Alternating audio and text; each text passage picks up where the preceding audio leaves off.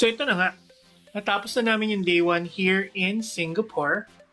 Balikan natin yung araw from the airport, going to the hotel, yung pasyal natin sa Little India, where we actually visited Tang Tin Mia's house. Dumaan din kami dun sa Sri Veeramakaliamman Temple. Dumaan din kami dun sa Masjid Al Ghaffur. It's a place of worship for Muslims. We also went to the Sultan Mosque. So last stop sa area was Bugis Street. Kumain kami dun sa Albert Center. It's a hawker center dun sa likod ng Bugis Street.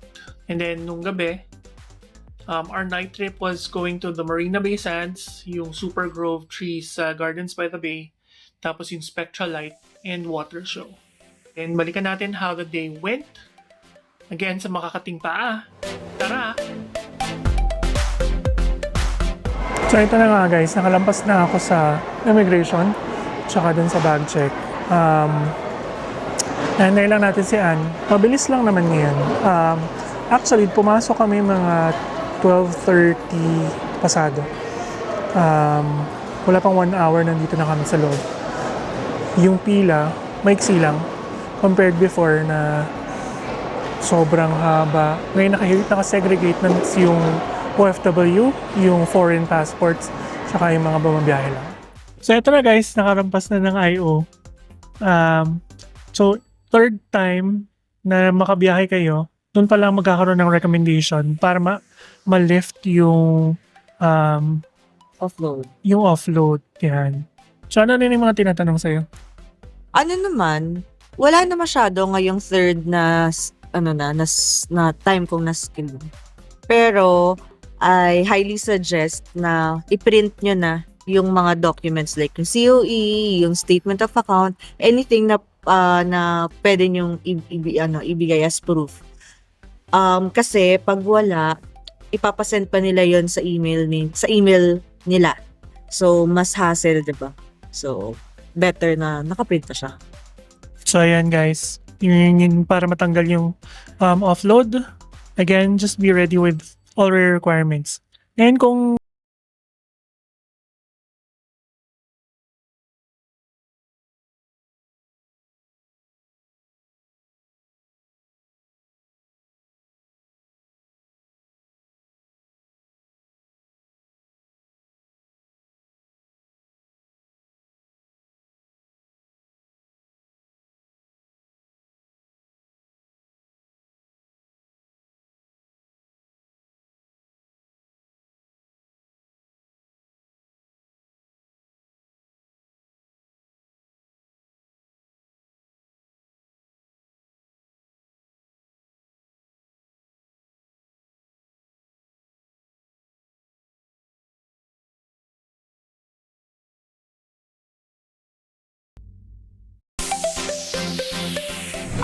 nakadaan na kami sa immigration guys.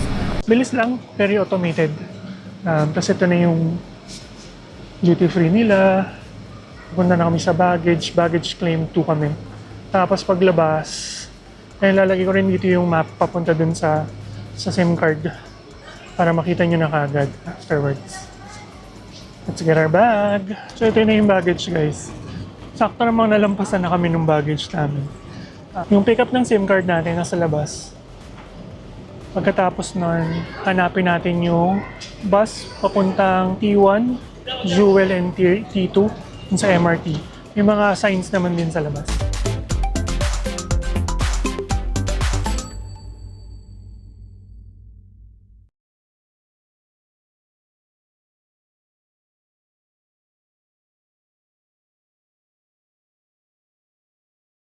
Ano namin guys yung SIM card. Bilis lang, papakita lang yung passport.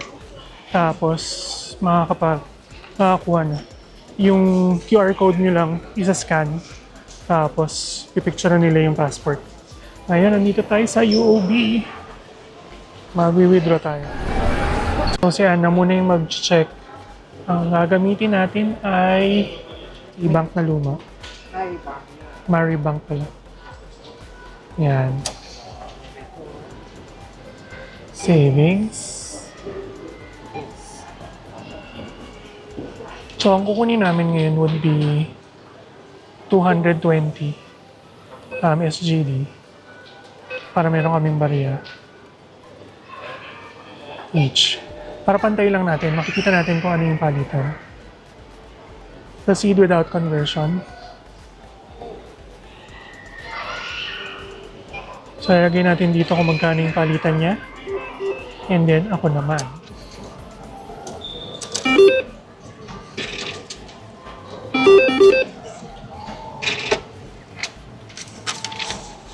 So, ito na guys. Tapos, i-convert na lang natin. Lalagay natin dito yung difference para makita nyo kung ano yung palitan. So, yung bus papunta dun sa Terminal 2, Terminal 3, andito lang din sa dulo, guys. May arrow naman siya. Pagdating natin ng T2, pwede tayong sumakay na ng MRT papunta sa city. Diretso.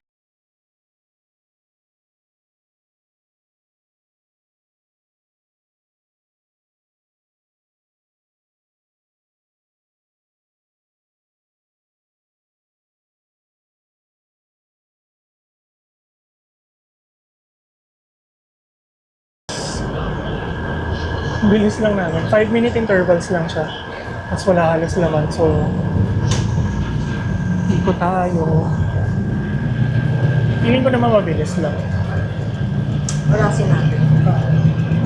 10:43. Bilis lang yung biyahe. So, 8 minutes kami guys.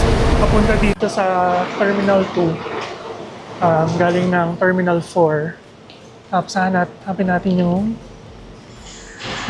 train to the city. Ayan, meron kami nakitang dito.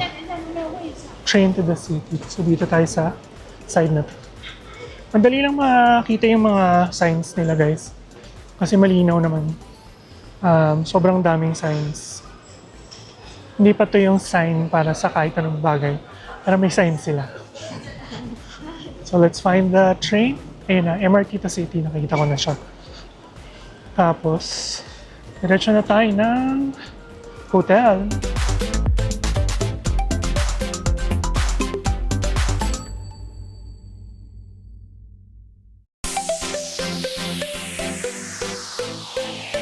So dito pagka magte-train, pwede kayo kumunong EasyLink or gagamit na lang kayo ng Mastercard or Visa. Testingin na ni Anne. Ang go time niya, pumasok naman. So since ito yung dulong line guys, magkabila ni train. Hindi ko lang alam kung alin yung mauuna. So meron, may train na dito, dun sa kabila wala pa. Pero may mga tao nag-aantay din dun. Let's wait for the train.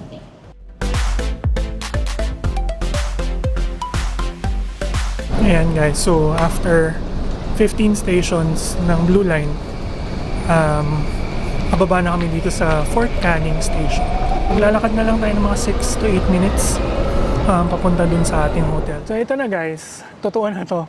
Ito na yung Singapore natin. Nandito na kami sa hotel, sa Robertson Quay Hotel.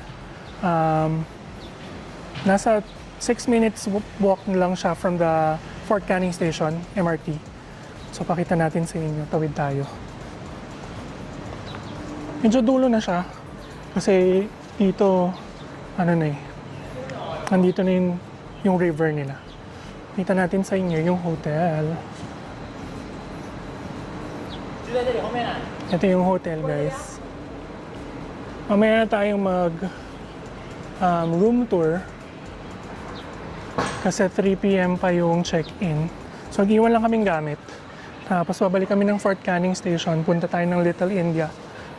Simulan na natin tong adventure na to. So dito sa Robertson Quay Hotel, may katabi siyang mall, yung UE Square. Nandito yung 7-Eleven. So kung mag 7-Eleven gaming tayo, dito tayo para makatipid. Ngayon pupunta tayo babalik tayo dun sa may Fort Canning Station. Tapos baba tayo, pupunta tayo ng Little India. So titingnan natin kung anong station yung bababaan natin.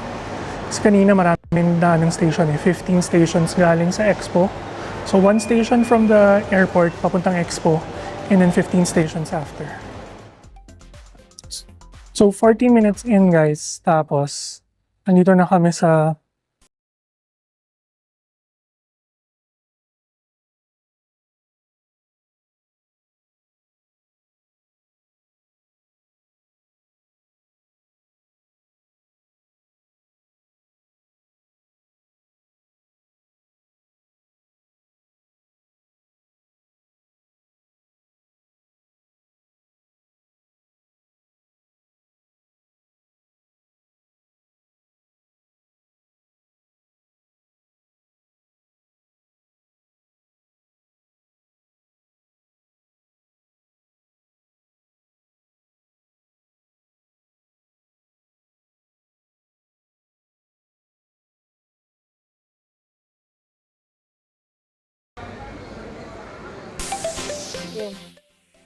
So ito na guys, yung Sri Veera Makaliaman Temple. Close lang siya today, pero ang dami nagpipicture namin turista rin.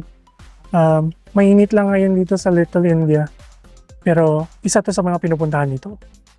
So if you're in the area, pagkatapos nyo mag-Pantania, mga 1 to 2 minutes lang siya na walk. Dito lang siya sa gilid dadaan. Ito guys, yung Masjid Abdul Ghaffur. Worship center. Hindi na kami pumasok kasi parang masyadong sacred. Nagtatanggal ng tsinelas, maghuhugas pa sila. Ito yung marker niya.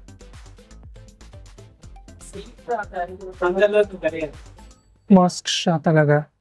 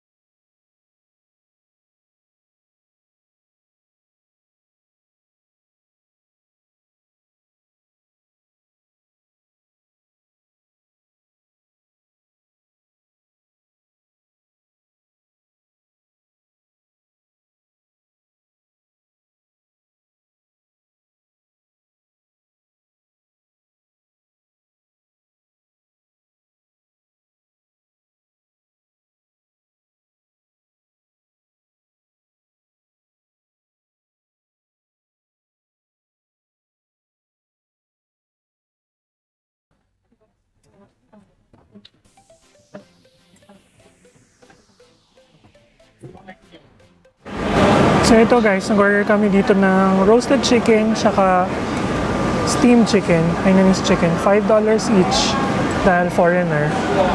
$4 siya pagka taga dito. Dito namin siya yung kasatong Phong Phat Hainanese boneless chicken rice. So ita-try na natin siya. So first bite natin dito sa Singapore guys.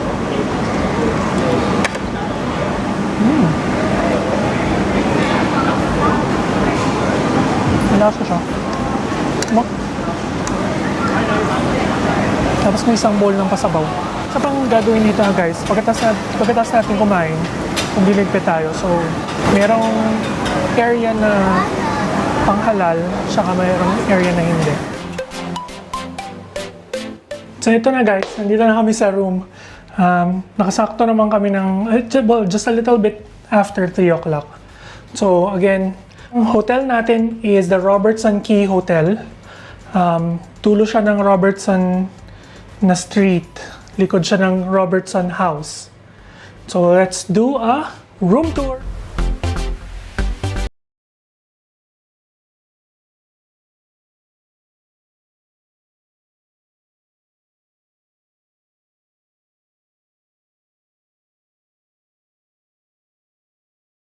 Kompleto naman dun sa mga medyo inaasahan namin yung amenities. So malaki yung bed, double to. And then you have the safe, merong maliit na ref, may water heater, and then meron siyang blower. Ang wala lang dito, bidet. May TV rin pala, tsaka may malaking salamin. Ang saksakan niya, pwede yung regular natin sa Pinas. So hindi siya katulad sa Hong Kong na namimili ng mga saksakan. Eto na kami guys. Nag-prom din na kami dito sa loob ng Marina Bay Sands. Guys, ang ganda. Char. Ayan. Tapos may nakita kami dito. To Gardens by the Bay. May elevator. May lift to Gardens by the Bay. Sisilipin natin kung saan to papunta. At kung makakatawid tayo to the gardens. Ito yung lift. I think.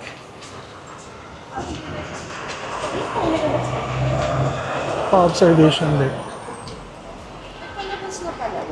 May yung sky park sa taas. Pipila lang tayo. So ito na guys. Kung gusto nyong makita yung Marina Bay Sands, dito kami sa ilalim ngayon ito. Bakit dito? May pila lang. Libre naman siya. So pwede na kayong pumunta dito sa taas at mag-picture-picture nito.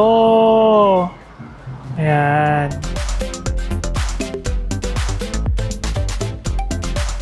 Ito yung Marina Bay Sands. Ng gabi. So, lakad tayo papunta dun sa Gardens by the Bay, dun sa Super Tree Grove. Again guys, if you're not yet subscribed, please like, share, and subscribe to my channel para meron pa tayong mga content na ganito.